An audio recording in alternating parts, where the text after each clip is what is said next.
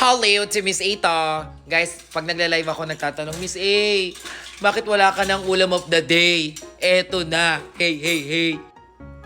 Na ano daw ulam natin? Pakita mo. Anong ulam natin? Anong tawag dyan?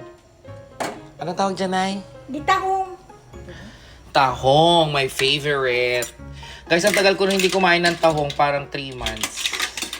Tahong! Iniinit na.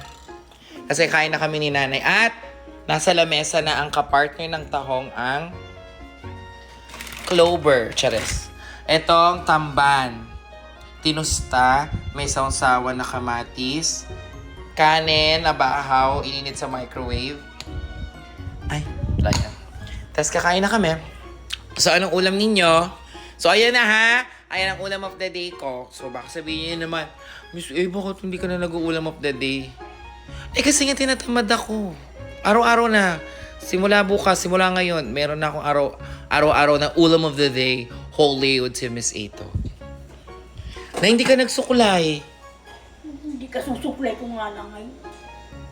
Amoy isda ka, kaliligo mo lang. Grabe siya.